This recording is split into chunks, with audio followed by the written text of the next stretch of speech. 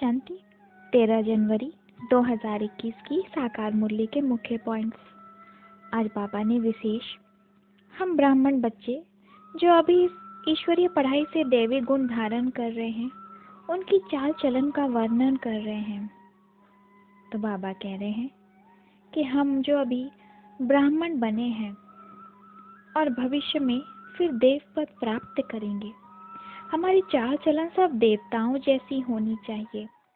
हमारे में जैसे औरों को भगवान का साक्षात्कार हो, हम जैसे अपने आचरण से, व्यवहार से ईश्वरीय संतान होने का सबूत दें।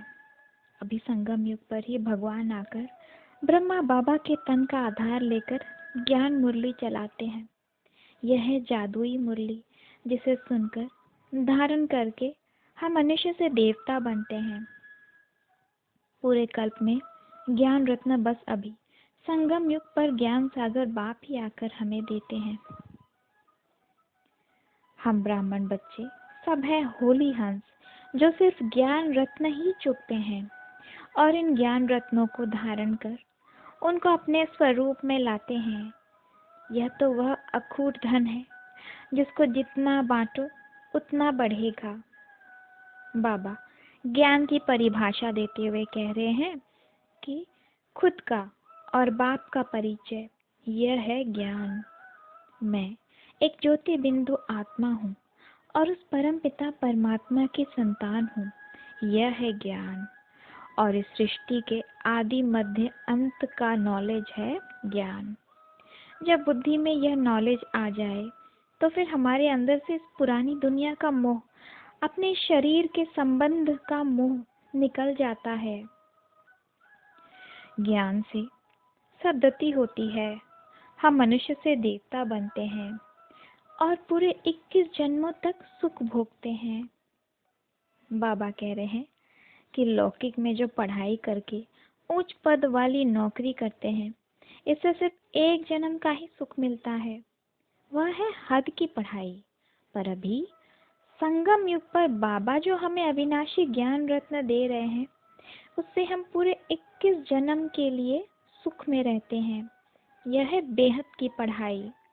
इस अविनाशी ज्ञान धन के तो लुट जाने का भी कोई डर नहीं है। लौकिक में जो धन होते हैं उनसे तो मनुष्यों को हमेशा डर लगा रहता है कि कोई चुरा न ले। पर यह अविनाशी ज्ञान रत्न जो अभी हम धारण कर रहे हैं, यही फिर भविष्य में हमारे गले का हार बनते हैं।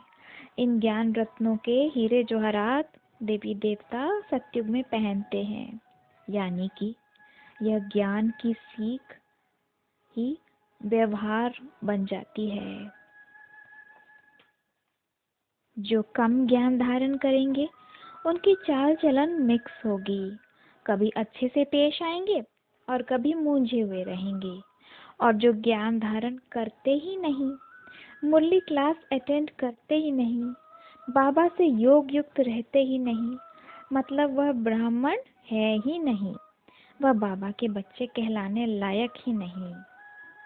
तो बाबा कह रहे हैं कि अपनी चेकिंग करो। मैं जो यह ज्ञान रोज सुनती हूँ उससे किस हद तक स्वरूप में लाया है, मेरे व्यवहार में क्या क्या परिवर्तन आया है, मुझ में दैवी गुण हैं। देवी देवताएं तो हमेशा हर्षित मुख रहते हैं। जो दैवी गुण वाले होंगे वह आसुरी बातों को या व्यर्थ बातों में पर चिंतन में नहीं रहेंगे। भक्ति मार्ग में जो ईश्वर की ग्लानि करते हैं, यह कहकर कि ईश्वर सर्वव्यापी है, यह सब बंद कर देंगे। वह सर्विस के लिए तत्पर रहेंगे। हम ब्राह्मण हैं ईश्वर के बच्चे और बाहर लौकिक जगत है रावण के बच्चे। ईश्वरीय संतान रोज मुरली के पॉइंट से विचार सागर मंथन करते हैं, उन्हें अपनी बुद्धि में धारण करते हैं। अभी इस ज्ञान धन से हमारे अंदर अहंकार नहीं आता। बाहर इस रावण राज्य में तो स्थूल धन आते ही विकार में पड़ते हैं, उन्हें अपने धन का अहंकार होता है। बाबा कहते हैं सर्विस करने जाते हो तो उम्मीद से करो। ज़रूरी नहीं कि सब एक जैसा समझ जाएंगे। कोई झट समझ जाएंगे, कोई को निश्चय नहीं आएगा। बाबा कहते हैं यह भी उनका दुर्भाग्य है, पर आगे चलकर उनको भी निश्चय होगा।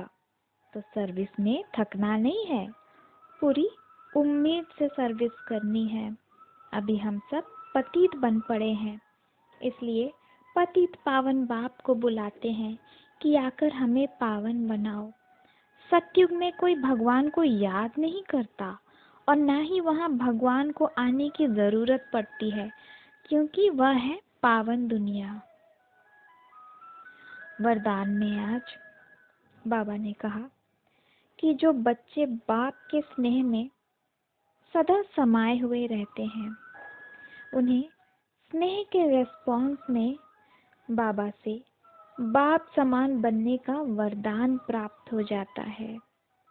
जो हमेशा बाबा से स्नेह युक्त और योग युक्त रहते हैं, वह सर्व शक्तियों से संपन्न स्वतः बन जाते हैं।